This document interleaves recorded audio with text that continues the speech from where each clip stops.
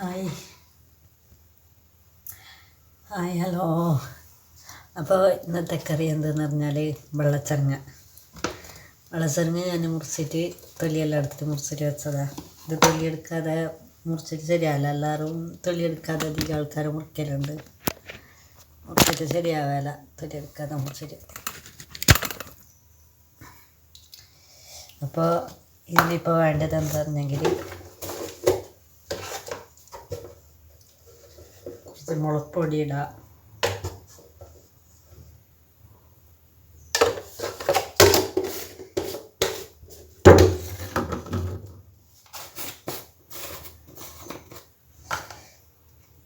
കുറച്ച് മഞ്ഞൾപ്പൊടി ഇടാം,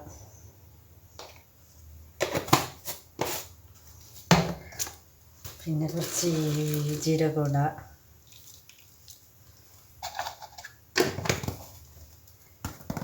പിന്നെ ഉപ്പ് പാകത്തിന് ഉപ്പിടാം,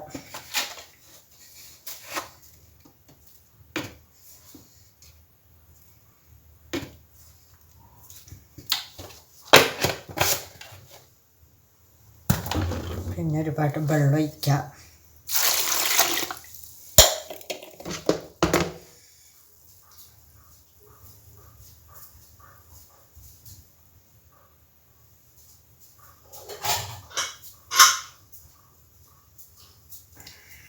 എന്നിട്ട്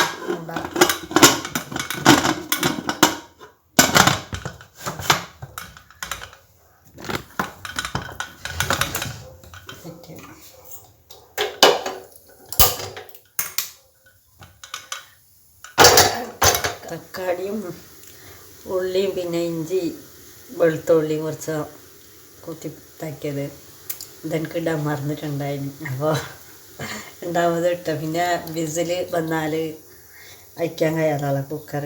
പിന്നെ ഉടനെ ഞാൻ കുക്കർ തുറന്നിട്ട് മുറിച്ചിട്ടെടുത്ത് മറന്നുപോയി. പലതും മറക്കുന്നു, തലയെത്തുന്നില്ല, എന്തോ ഒരവസ്ഥ ഉണ്ടാവും. അബദ്ധമായിരിക്കും പറ്റുമല്ലോ, അതുപോലെ തന്നെ അബദ്ധമായി എനിക്ക് പറ്റിയത്. എല്ലാം ഇട്ട് തക്കാളി ഉള്ളി ഇട്ടിട്ട് ഇഞ്ചിയും വെളുത്തുള്ളി ഇട്ടിട്ടില്ല. അങ്ങനെ ഇപ്പം ഞാൻ അപ്പോൾ ചെറുങ്ങ ബന്ധിട്ടുണ്ട്.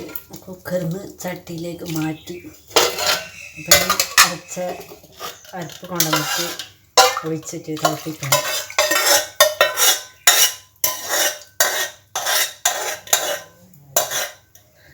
തേങ്ങ അരച്ചിട്ട് നന്നായിട്ട് തിളപ്പിക്കണം. കുറച്ച് വെള്ളമായിപ്പോയി. സാറില തിളക്കുമ്പോൾ മൂത്തോടും.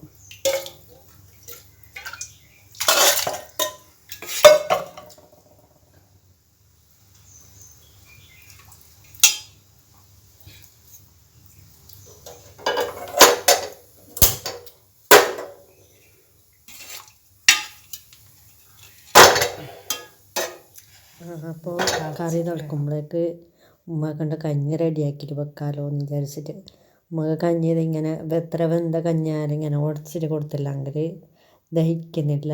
ദഹിക്കാതെ വയറിന് പ്രശ്നം വരുന്നു. അതുകൊണ്ട് ഇങ്ങനെ ഉടച്ചിട്ട് അതിൽ കറി കൂട്ടിയിട്ട് പെരക്കിയിട്ടാണ് കൊടുക്കുന്നത്. അങ്ങനെ നമ്മൾ വയ്ക്കുന്ന പോലെ അടി ചോറ് വയ്ക്കാൻ കറി തിളച്ചിട്ടുണ്ട്.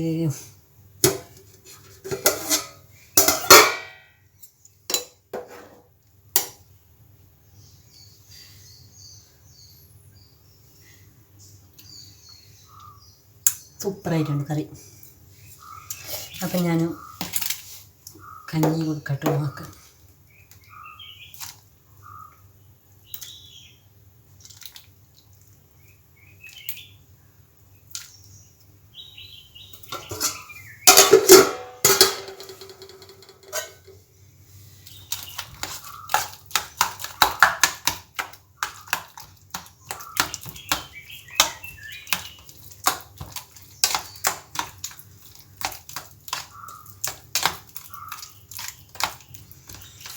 കുറച്ച് ഉപ്പ് അധികം വേണം കഞ്ഞിക്ക്.